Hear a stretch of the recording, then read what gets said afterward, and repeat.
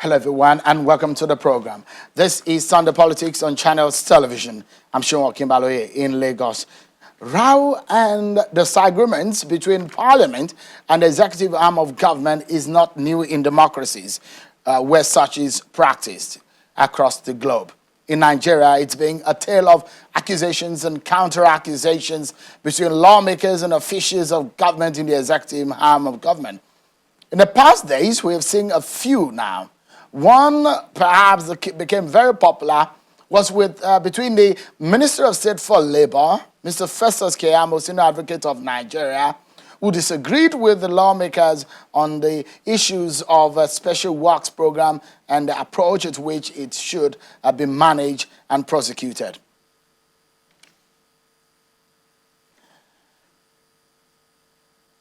And a few days ago, too, the acting MD of the Niger Delta Development Commission, NDDC, took on members of the House of Representatives at a public hearing to probe the activities of the parastatal. The MD of the NDDC and his colleagues walked out of the House of Reps probe.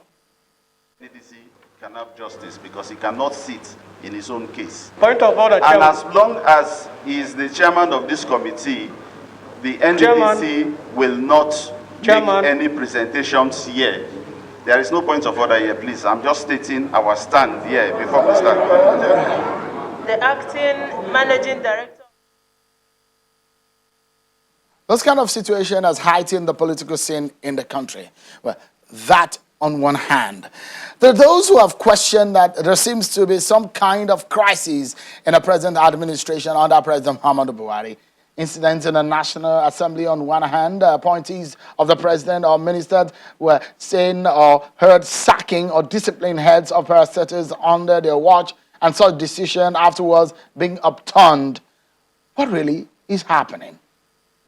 Quickly, let's get views from the President's media advisor, Mr. Gabriel Shehu, who joins us now. Thank you so much, Mr. Shehu, for joining us tonight. There are those of the opinion that there seems to be some discordant tunes being played in the administration of President Muhammadu Buhari. We've seen in the Ministry of Labor, the Ministry of Power, the Ministry of Finance, where heads of agencies were being disciplined and that disciplinary actions were being upturned. We've seen heads of parastatal in open fights with ministers on on the social media. We've also seen disagreements also between ministers under President Buhari and the lawmakers. For those who think that there seems to be some crisis in this government, what would you say? I will say that there is no crisis at all.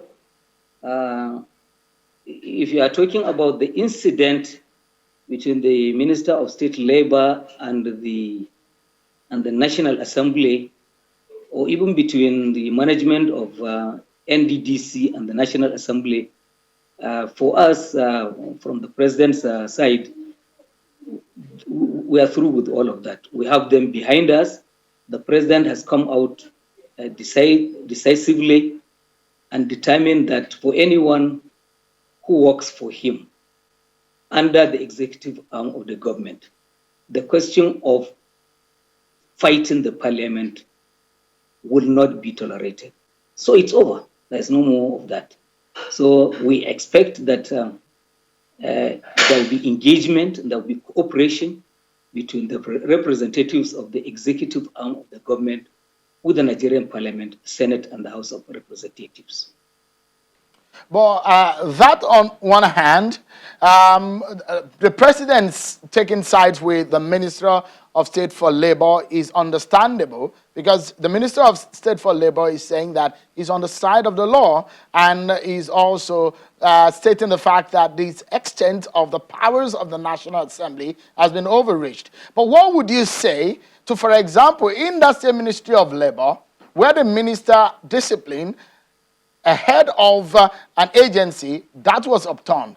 In the Ministry of Power, in the Ministry of Finance, people were being disciplined, heads of agencies are being disciplined, and that decision was being upturned. For those who have criticized the president, that decisions were made at some point in his absence, and those decisions were being upturned. Now, recent incidents have made people to say maybe the anchor is not holding as regarding organization of activities in this government.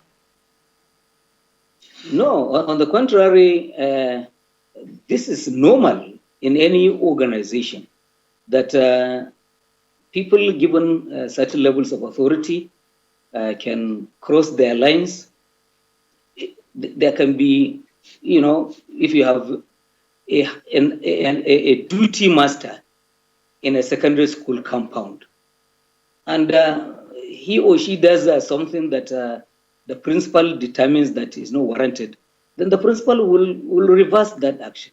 So it is expected that when these issues of everyday life happen, then the right thing should be done.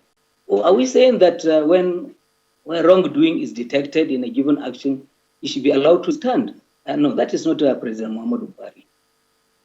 Well, is it the style of the president that when some kind of these actions are taking place, so you say that it's not a form of a kind of disorganization under this administration, but is it a style of the president that when things of that nature happens, he just takes a step backwards and not want to interfere? Is that the style of the president?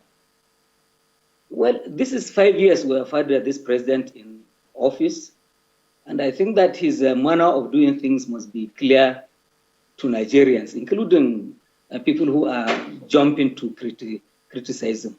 President Muhammadu Buhari is not a micromanager.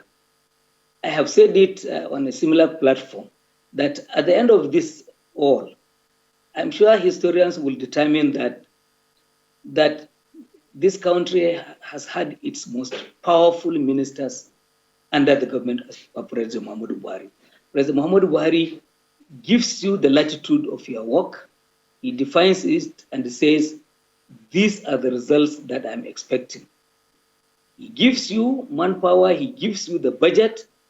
He doesn't call you at night to say, please, the minister, give this contract to Mr. ABC or Madam DEF.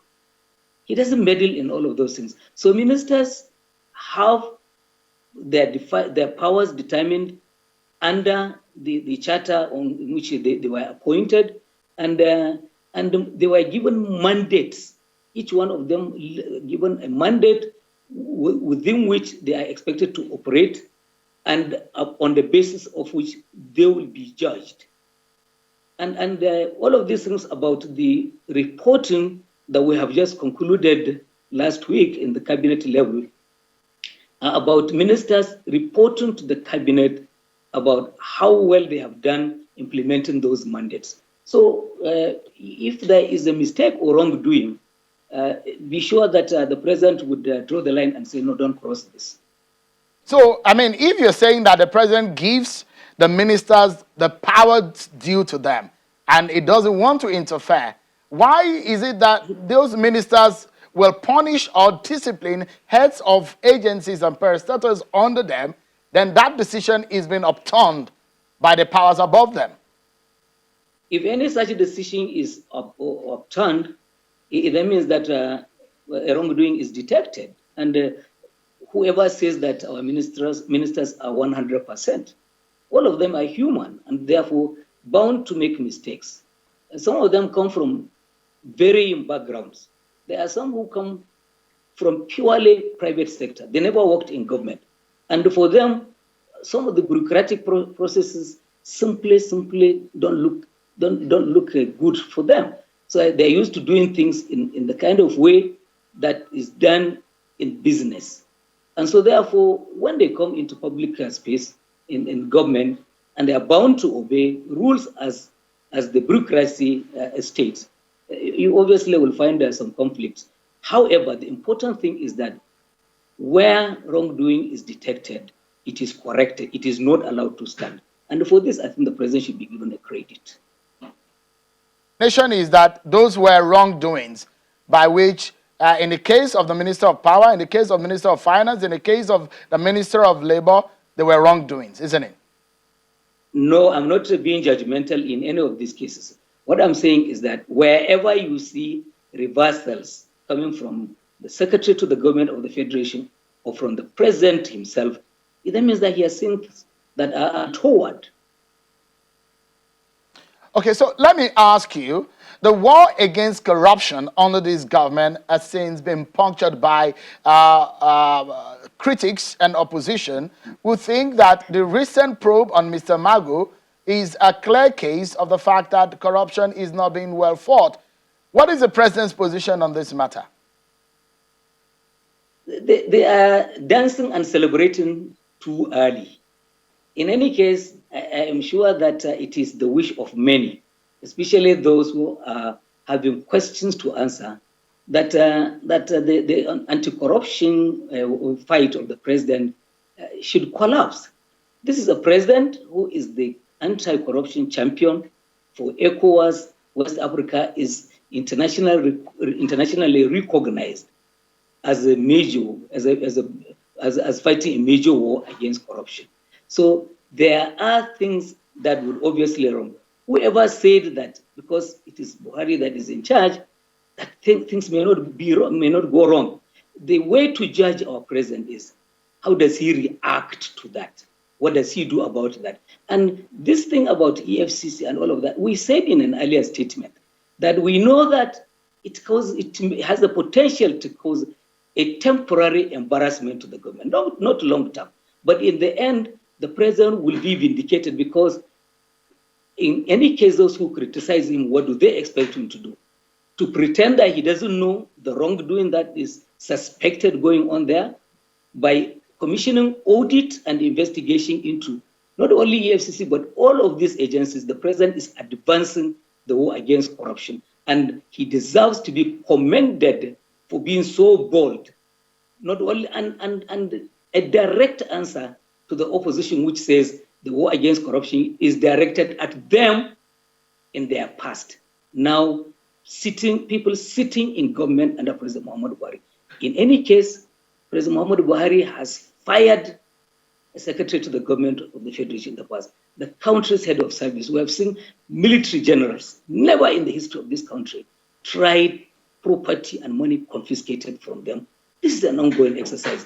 This is a challenge to the exercise, and the president will come out triumphantly. Because one of the major questions that have been raised, Mr. Garba Shehu, is the fact that the lawyers to Mr. Magu said no single prima facie case have been brought against Mr. Magu, that in fact most of the allegations out there are not ones that have been brought before Mr. Magu. And the fact that it's been a media war supposed that has been taken against Mr. Magu, how does the president see this kind of thing happening under his watch? Well, I guess this is a question for the Justice Ayo Salami panel to answer.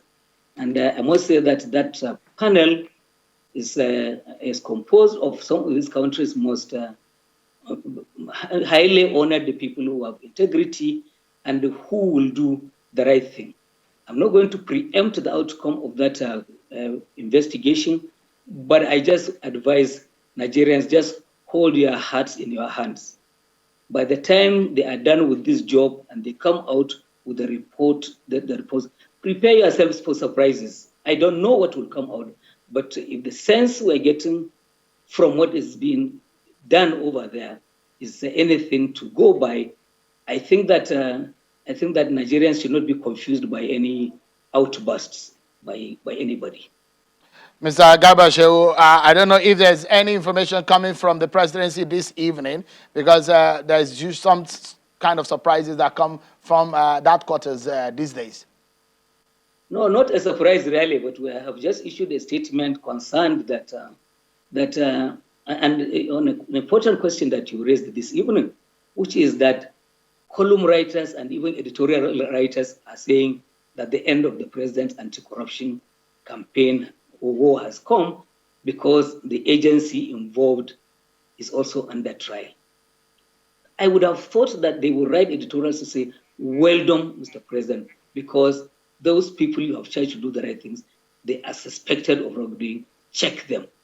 And in any case, EFCC, for the information of all of our viewers, is not the only investigation agency that is involved in anti-corruption. Everyone is there. The police is doing their job. Ministry of Finance is doing it. Ministry of Justice is doing it. In fact, perhaps a lot more money has been returned to the government from these other agencies than came back from EFCC. So let's wait for the outcome of the investigation. Mr. Garba Shehu, thank you so much indeed for talking to us tonight. Let's Thank now, you thank you so much.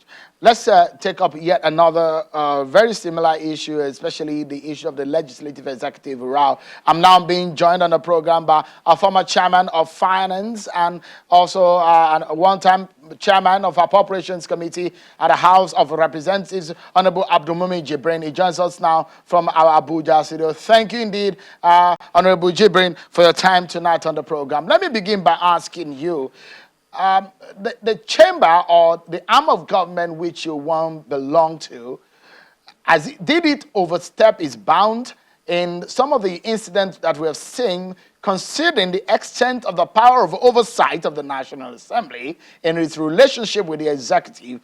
The case of Mr. Festus Keyamo as a case study, and that of Mr. Ponde as a case study. For example, the Senate committee is saying that the federal works program of the president should be stopped because of the row that happened on the floor.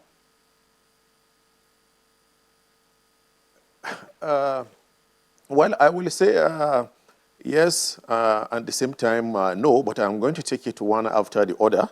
Now, when you talk about the case of Keyamo, in the case of Keyamo, there are instances where Keyamo is right, and there are instances where I believe that he is wrong. First, let me deal with the aspect where I think Keyamo, who is of course my good friend, got it wrong. You can't go to the parliament and sit within the vicinity of the parliament before a well-constituted committee of the National Assembly, and they ask you to go into an executive session and you resist. I think it's absolutely wrong. Keyamo got it wrong there. I listened to his defense. He said they've already made judgmental statement about him in the public glare, and he will have to answer their questions in the public glare. But going into a private session with the lawmakers will not in any way stop Mr. Keyamo from coming out, addressing the press, or going back to your office, sit down, not even appearing as if you are responding to what the National Assembly did. You can make it look as if you're giving a briefing on your activities and respond to every other issue that you want to respond to. So I actually find that very disrespectful to the parliament. But on the other side, do the parliament have the power to stop the work at that point? No, we do not. I've had that argument several, even when I was in the National Assembly. The legislature has enormous powers. Don't get it wrong. So much powers. In fact, at some point, in my personal opinion, I said, the National Assembly do not even utilize 10% of the powers that it has. But the difficulty or the challenge has always been for the National Assembly, or I feel more comfortable saying the House of Representatives, to be able to identify the limits, or for lawmakers to also identify the limits of the powers. There's so much powers. We talk about powers, but what are the limits of such powers? Now, on the public works the aspect, I have said it clearly. The point that the National Assembly had and the opportunity to deal with that issue is during the budget defense. That is where the law gives it the complete power to deal with that matter. In fact, the National Assembly has the power to even cancel the program at that point. That is when they are supposed to ask Mr. Keyamo, how are you going to implement this program? What is the system? Honorable. How are you going to select the funding for the... Honorable, please, let's take our first break. Apologies. That point. Yeah, let's take our first break. We will continue with the conversation when we come back from the break with Honorable Abdulmumin Jibrin. But don't forget also, after the break, we will also be talking about the allegations against the Minister of Justice, Abubakar Malami, on the probe of Mr. Magu. We take a look at the anti-corruption war of the Buhari government and the Magu probe. That's next.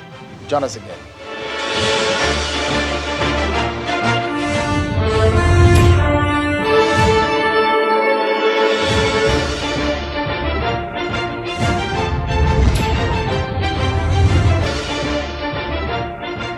Thank you so much, and welcome back, everyone. Let's get back to the conversation with a former chairman of the Finance Committee in the House of Representatives at one time, and also a former chairman of the Appropriations Committee in the House of Representatives, Honorable Abdulmumin Jibrin, about the legislature and the executive's relationship in Nigeria. Thank you so much, Honorable Jibrin, for joining us. Let's get back into the conversation. You were talking about that relationship and especially the issue of Mr. Keyamo. Yes, I was actually explaining that the National Assembly has all the latitude during budget defense to look at the project itself. They have even the right to cancel the project, to reduce the amount, increase the amount, amend it, ask Mr. Keyamo every kind of question that they want to ask. And the way the budget session is done, he will come with a presentation. And if they require additional presentation on the entirety, the scope, comprehensive presentation on the project itself, they take it, they put it as part of the file before they approve his budget. Now, by the time it goes beyond that point, the next point that the National Assembly has power to now intervene, it's on oversight. By the time he starts implementation, when he has not implement, there is nothing you can do, and you cannot give directive on implementation. I've had that argument severally with colleagues of mine, that if you start giving instruction on implementation, either asking the executive, do not make so payment, stop so employment, etc., and the rest, then people start asking questions. What is not your power? So we get to a point when I was in the National Assembly, and I keep asking our colleagues that, what is it that is not our powers in this country? Because we practically do everything. The only thing that we do not do is award of contract. So I think the most significant, the most important thing at this point is for the National Assembly to introspect and also look, and it will help the image of the National Assembly to really know, in the midst of so much power that the National Assembly has, where does it have its limit? Where is the limit? It's very important for them to draw a line at the limit. And by the time you go to now do the oversight, if you discover that Mr. Keyamo is not implementing the project the way he said he's going to implement it, or the way he submitted in the budget that he is going to implement it, you also have the opportunity there to correct him. And if it goes beyond even correction, then you can take it to the floor of the House and institute investigation against him. So you still have a lot of power. So the whole front and back, I find it's an unnecessary drama. But again, let me say something very clearly. I do not subscribe to the idea of excluding the parliament and the issue of such selections, whether it is employment or whatsoever. And when you come to do it, you look at the National Assembly, members of the National Assembly, and you say, oh, no, they have any role to play in that. It is wrong. Sometimes we copy what we are doing from the United States of America. I remember even recently when the U.S. passed the $2 trillion palliative for United States citizens and rest. Part of the reason why it was even delayed in the U.S. Congress was because the lawmakers insisted that the disbursement and the shortlisting will be done by them at the level of the states. And President Trump has to agree with that condition before it's done. All over the world, it is done. But again, in this part of the world, when a lawmaker recommends for employment or something, it is seen as corruption. Now, we have narrowed and suffocated the space for incentives. In other climes, they call it incentives. In our own climb, we call it corruption. So I do not agree with any attempt to suffocate the lawmakers, get them out of the system. Because Honorable Jibrin, if you are going to take 1,000 lawmaker, if you are going to take 1,000 lawmaker from my own local government as a representative of the people, then I should have an input in it. Okay, so you established the fact that from your point of view, the lawmakers were wrong to have stopped the program. And you have established that maybe Mr. Keyamo should have handled it differently. But if you look at the posture of President Buhari, this is a parliament that said they wanted to work with the Buhari government, but the president took side with Mr. Keyamo. Does that put the parliament in a very difficult situation going forward? Well, that has remained speculation, because I also heard that he's given Mr. Keyamo the go-ahead to implement the program, and I do not have any issue with the president doing that, but I have not seen any written memo or any approval from the president or any statement from the presidential media guys saying the president has given the go-ahead. But again, if I am going to advise from an ordinary Nigerian, you know, the lawmaker, all over the world, lawmakers are egocentric. It's all about managing their ego. It's part of the psychology of legislators. So I would have preferred a situation where our leaders will sit with the leaders of the National Assembly. Since the Senate President has come out, however you look at it, he has come out to say, I support the fact that this program should be stopped. When I watched him on television making that comment, my heart beats. I said, if I have had the opportunity to speak to him earlier, I would have asked him not to even make that comment, because it's like you've drawn the battle line. Then again, a few days later, this, well, let me call it rumor, came that the president has given the go-ahead. They would have done it in a situation where you sit with the leaders of the executive and legislature, have some kind of discussion, then have some kind of behind-the-scene agreement, so that the Senate President himself... Honorable Jibrin, let me bring this to matter. And we've allowed that it should go ahead. Let me bring this to your to you now. In the case of the question on the integrity of lawmakers in a particular issue of probe, for example, the issue of Mr. Professor Pandey and the NDDC in front of the House Committee was a similar thing that we saw. A lot of people draw that inference from the issue with Mr. Aroma Ote and Honorable Hembe at the time. Let me remind a lot of our viewers, it happened almost 8 years ago in 2012. Take a listen to what Mrs. Aroma Ote said at that time and the exchange with Honorable Hembe. You have questioned my competence. You have made frivolous accusations of me of having done things that compromise myself and compromise the integrity of the organization that I'm the CEO of. Please, is this the house that we all know that gives people fair hearing? No.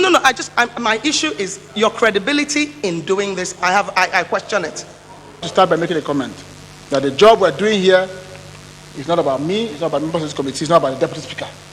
It's about the resolution of the House to carry out an investigation to find out the root causes of the collapse in the capital market. Strong issues of corruption have been made against me. Strong issues of corruption have been made against the committee. So it is our hope that you will investigate me deeply and investigate the committee too. I give permission to that, and that is my ruling. We will proceed with the business of the committee. That was 2012, Honorable Jibrin. Similar situation happened this week also, where Professor Pandey had raised issue of integrity on the chairman of the House Committee on the NDDC. In that sense, what do you think is right for the leader of such a probe panel to do? You are trying to drag me into the arena, and I have always tried lately to avoid the trouble. But let me say this. The young man who is the chairman of that committee, of course, I know him very well. I worked very, very closely with him during, he worked very closely with me during the campaign period for the present the speaker. And let me tell you this, he's one of the finest minds amongst his colleagues. But again, there is a system, there's a precedence. And maybe perhaps because of the image of the entire House in itself. In the case of Hembe, what the leaders of the National Assembly, the presiding officers or the leadership of the House did at then was to excuse Hembe from the investigation, not removing him from chair of the committee, because all she said is an allegation. So, but again, it's a global practice. It's a convention all over the world. The moment somebody is going to sit as a judge in your own matter, and you come and say you are not comfortable that he is going to be fair to it, even in our judiciary, usually the judge is being excused. I don't know how the present leaders of the National Assembly will handle it. But if I were in the National Assembly, I would sit with Honorable Ojo. I've always advised them. We're good friends and the rest. And I will tell him, excuse yourself. It costs you nothing. The most important thing is, and I trust the fact that the young man is trying to get to the bottom of the matter, trying to get to the truth of what is happening in the Niger Delta and make Nigeria understand the situation of what is happening in that agency, and also do his job of exposing corruption. But once there is that drama, then you have a situation where the agency will continue to insist that they are not going to have justice. So you either ease yourself out of the investigation, or the leadership of the House, in their own wisdom, will sit with Ojo, have a conversation with him, then either put up his deputy to take over the investigation, or ease the committee entirely from the investigation and set up an ad hoc committee to take over. And I think with that, it will douse down the tension. But the case of the NDDC is quite complex, because at the moment, there are three parallel investigations going on. The executive arm of government is doing its own investigation. The Senate is doing its own. The House of Representatives is doing its own. And we are talking about one government. So in my own humble opinion, the whole drama is just bringing down the reputation of the government. In the next few days or few weeks, bring this drama to an end. Let one Jibrin, perhaps let's close this conversation. The superior investigation will be done to the National Assembly.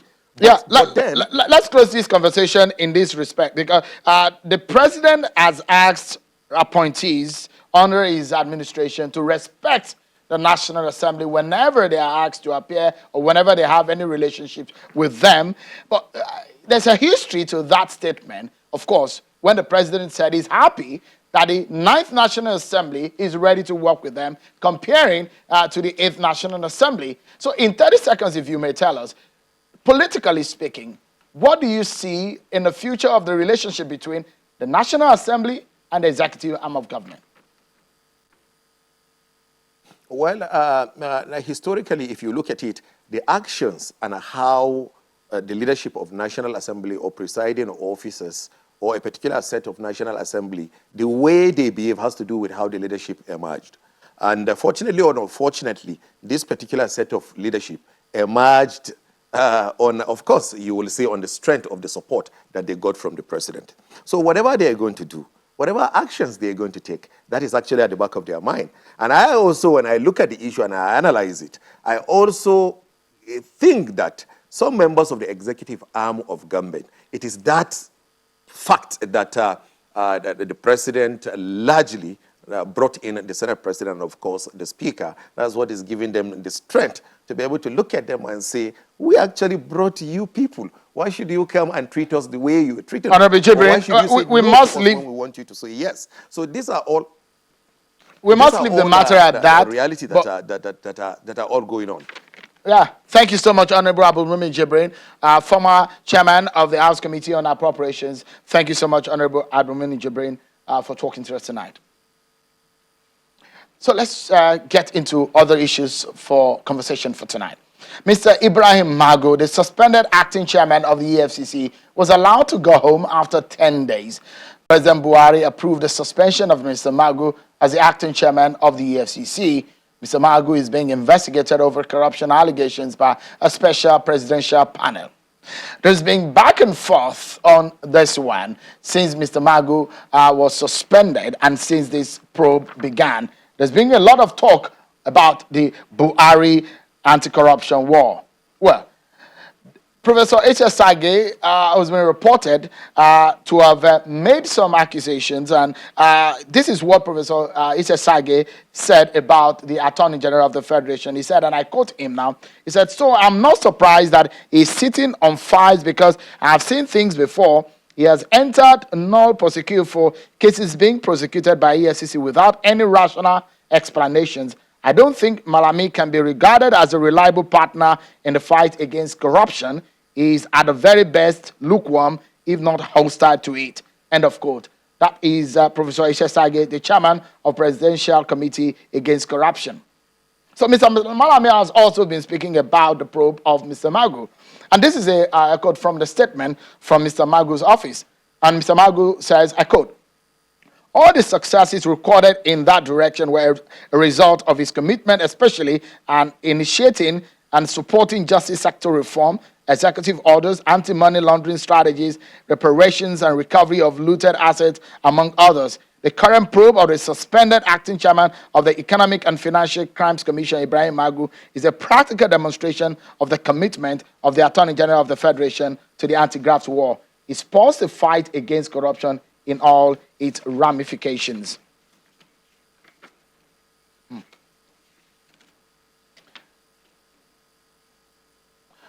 So, how far is this anti-corruption war? Is this war still in progress. What has happened for those who have criticized that this corruption war is just a ruse? Tonight, we'll be dissecting the matter for you, and we'll have the special advisor to the president on anti-corruption, Mr. Abiodun Haikom, and also the legal counsel to Mr. Magu, Mr. Tosin Ojama. Both of them will be talking to us from our Abuja studio. And earlier today, Mr. Ojama is credited to have said that Mr. Malami is undermining President Buhari's anti-corruption war. Both gentlemen are joining us now from our Abuja studio.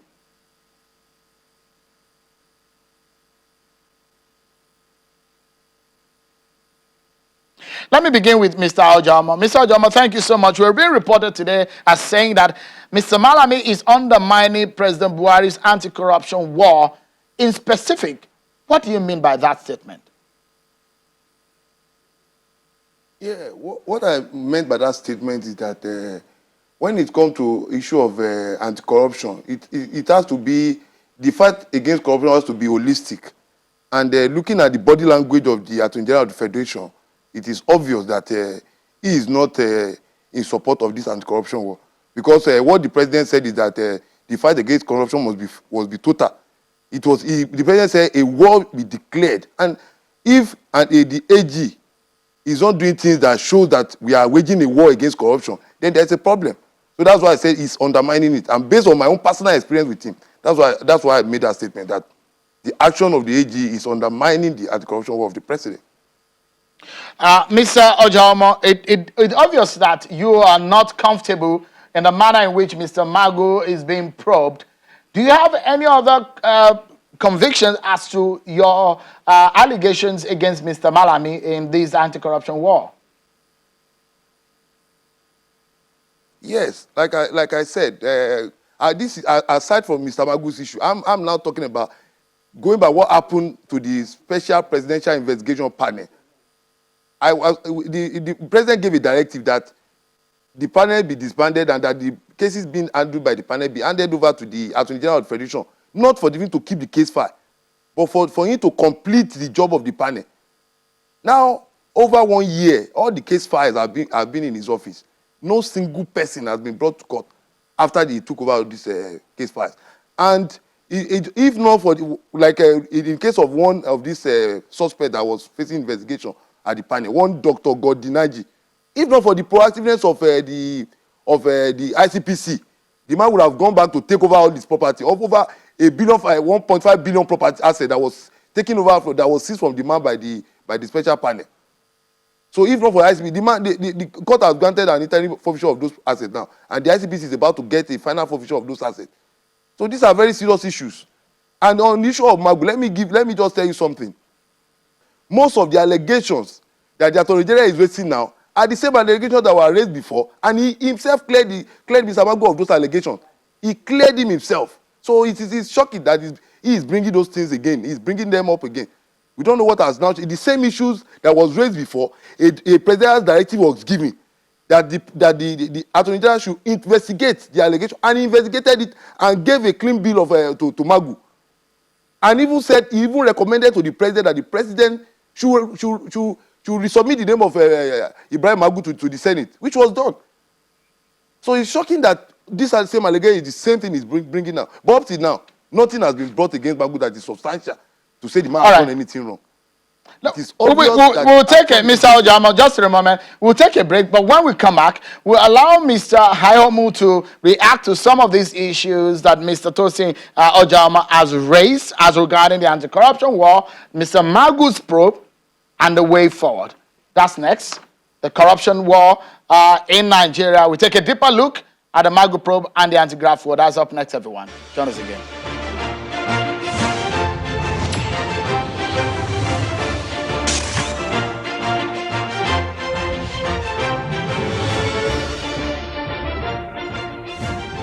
Thank you so much, everyone, for staying with us. In our Abuja studio is Mr. Tosin Ojama.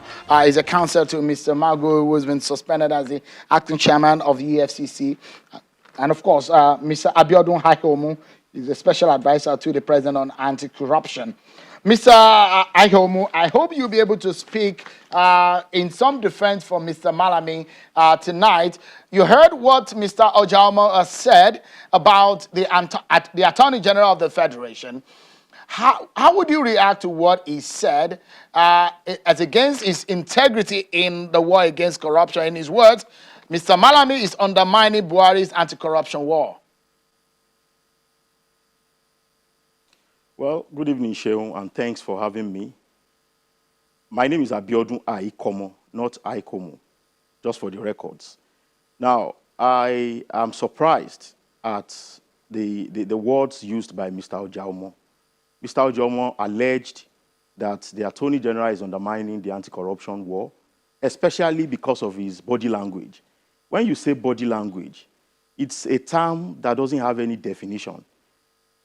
Body language, because files were submitted to the Office of the Attorney General, and by your own assessment, the Attorney General has not acted the way you think he should. For the records, the panel, special investigative panel, headed by Mr. Bono Obla, was disbanded sometime in September 2019. I read the statement issued today. It was in the papers by Mr. Ojalmo.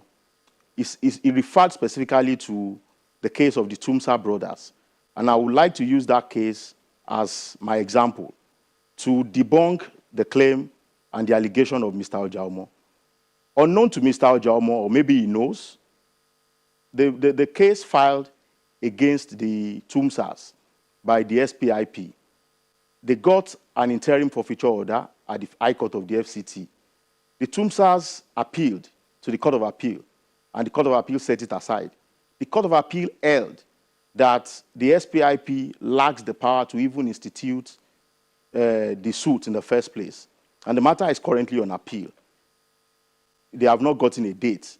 So the initial order that was granted by the High Court of the FCT was discharged. We are talking about 500 files that the Attorney General, when the panel was disbanded, the President ordered that the Attorney General should take over all the activities of the panel. The panel is into investigation and prosecution. The Attorney General is not a policeman who does not investigate. He's leveraging existing institutions. Files have been sent to appropriate organs of the government to continue with the investigation. A number of the cases have been, they have been continued in the courts. So for someone to say the Attorney General's body language, I do not understand what body language means. For somebody who is championing the anti-corruption war, who has constitutional powers to institute prosecution, to take over, to discontinue, with powers that is so broad, what Mr. Ojalmo does not know. I work with the Attorney General, and I've been working with him in the last 4 years. There are so many things that you are not privy to. There are so many considerations that you may never know, and you will never know.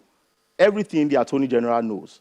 The Attorney General has an helicopter or eagle view of the issues in the prosecution arena. It coordinates all the activities of the prosecution in Nigeria. Mr. Aikomo, let me jump in quickly. Apologies to jump into your line of thought. And it's about some of the issues that you have raised. It was making reference also to the fact that when that case was thrown out, or that case was dismissed, that perhaps the Attorney General has not used his office to make sure that justice is being served to the very latter. But take a look at what Professor H.S. Sage has also said about the Attorney General. Just a moment, if I may throw this question in. He said, quote, I'm not surprised that he's sitting, referring to the AGF, that he's sitting on files because I have seen things before. He has entered null prosecute for cases being prosecuted by EFCC without any rational explanation. I do not think Malami can be regarded as a reliable partner in the fight against corruption. He's at the very best lukewarm, if not hostile to it. This is the chairman of the Presidential Committee Against Corruption. I honestly will doubt that Professor Sage issued that statement. That was an interview. That was an interview done. Sorry, Mr. I confirmed from Professor H.S. Sage, and he said that he gave that interview to the Punch newspaper, and it was in the papers today. Okay, Okay, with due respect to the learned prof, I have a lot of respect for Professor Sagi, but the constitutional powers to enter nolle prosequi given to the Attorney General does not owe anybody any explanation, not even the president. And the Supreme Court has ruled on this several times. So these powers is not something that somebody can second guess. That's what we are talking about. The Attorney General's power to enter nolle prosequi is born out of so many, and it's not a power that is at large. The Constitution has circumscribed how the power is to be used. And I can say confidently that that is how the Attorney General has exercised this power. So it may not be clear to somebody who does not sit in that office, who is not privy to all the facts that he knows about those cases. So to say that without any rational explanation is contrary to even the position of the Nigerian laws. The Supreme Court has ruled several times on how the power of nolle prosequi can be exercised and whether the Attorney General is to be questioned in respect of it. So Mr. Ikomo, the big question now is for those who are criticizing the AGF, and because that is really not our line of conversation tonight is about Mr. Magu and how it relates to the anti-corruption war. But in 20 seconds, do you think for those who are in the close quarters of government, who do think and are saying and are come to the public to say Mr. Magu is in the way of the fight against corruption, when you say the powers was given to the AGF by the Constitution, is all of these action by the Attorney General in line with the FG's anti-corruption war? What action? Sure, I need to understand. What so, for example, I quoted to you what Professor Aisha Sage said, that some of the actions are sitting on files by the AGF, according to the prof, is hostile to the anti-corruption war or lukewarm to it. I've just explained. When you say sitting on files, Mr. Ojaumo spoke about the SPIP files, about 600 files, which a panel duly constituted was handling. And the president said, Attorney General, take it over. It's not something that he goes to court the next day. Why was the panel disbanded? Should the Attorney General continue the errors of the panel if there was any error? Shouldn't the Attorney General satisfy himself that the cases have merit, that there are prima facie cases against these persons? Like I said earlier, the Attorney General is not a policeman. He's not an investigator. So these cases were sent to appropriate government agencies. And because I said earlier that let's stay on the issue of Mr. Magu now for a moment. Mr. Ikomo, has the Attorney General's office or the presidential panel, have they officially raised any allegations against Mr. Magu officially in this present probe? And what is the allegation or the allegations? Well, it is in the public domain that there was a complaint against Mr. Magu. And in consequence of that, the president has set up a panel. And the panel is currently taking a look, a review of the whole thing. So it will be, wrong for me to start dissecting what, I'm not even a member of the panel. But what you and I know is that there was an allegation pursuant to which a panel has been set up. And the panel is doing its work. So I think we should not be too hasty. Let us wait as a people of Nigeria. Let us await the outcome of the panel. Let's not do anything in a haste. Mr. Ojama, how do you react to that statement? Are you in a haste in this case against your client? Yes, I just want to react to what Mr. Abiodun Aikomo said. I want to react to it one by one, serious team in this sense. Number one, he talked about the TUMSA issue. I just want to say categorically that he was economical with the truth. The TUMSA brothers their appeal went to the matter that is on appeal at the Supreme Court is a civil matter. After the matter went on appeal, the panel now took them to the Federal Court on a criminal matter. After the matter was mentioned, after they were arraigned, the next thing that happened was for the AG to come to the court and say no, they are not interested in continuing with the matter. So based on that, Justice Ekwo discharged them. They were discharged. It's on record. So what he's saying, and that's why I have to respond to that issue. And secondly, on the issue of the files that was taken from the panel, these files are over a year. Not even one single suspect has been charged to court. They should give record. I'm a special prosecutor to that panel. If there's anything going on, I've been monitoring the activities of the AG since he took over the panel. No single suspect has been charged. All the files were taken over and he kept the file. Even as at now, we are even talking about what about the assets of there are funds that have been recovered by the panel. Where are those funds? Funds, assets. Most of these suspects they've taken those assets back and joined them in town. So these are issues that maybe because he's not. I was part and parcel of this panel. And okay, he's even saying that errors were made, but the files were taken over. He's talking about the powers of the AG, not only prosecutor of the AG. What Section 174 said is that the AG must exercise this power in public interest. What is public interest? He must exercise that power in the interest of the Nigerian people. What is the interest of the Nigerian people? There's the issue of corruption that is ravaging this country now. So if the AG is to take over a sensitive matter of that nature, which would have brought trillions of naira back to the treasury of the federal government, why would he not take it with utmost seriousness? Mr. Ojama, we need to close now. We need to close now. He said that in the case of the allegation against Mr. Magu, we probably, or you are too hasty. We have 10 seconds for your reaction. No, what happened to me, what is happening to me is just a temporary setback to the war, to the anti-corruption war. Because,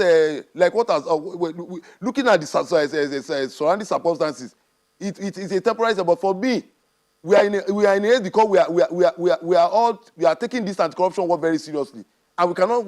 No time to waste because of the Nigerian people so much believe that before President Buhari will leave power, he will solve this problem of anti-corruption. All right, we need to close now, Mr. Ojama.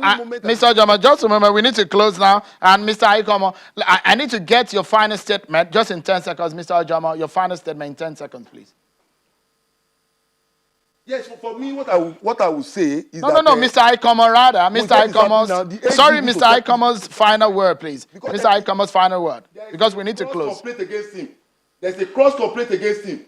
So he has to be investigated. He admitted selling properties that was seized by the EFCC, which is against an act of parliament, Section 31 and 32 of the EFCC Act. Mr. Aikomo, your reaction in 10 seconds, please. Mr. Aikomo, please. We need to close. Well, Sheon, thanks so much. I want to re-emphasize the commitment of President Buhari to the war against corruption and the commitment of Mr. Malami, the Attorney General. This is not about emotions. We are all Nigerians. Nobody is more Nigerian than the other. Nobody is more committed to the anti-corruption battle than the others. So time does not run out. Let's not. You are talking about time. Who determines? You are not the Attorney General, unfortunately. All right. And like I've said, you don't even have all the facts. So please, we need to leave it at that, gentlemen, because we are obviously out of time. Thank you so much, Mr. Abiodun Aikomo, essay to the President on anti-corruption, and Mr. Tosin Ojama, counsel to Mr. Magu. That's how we leave it, everyone. Thanks so much for watching. I'm Sheon Okinbale. Bye-bye.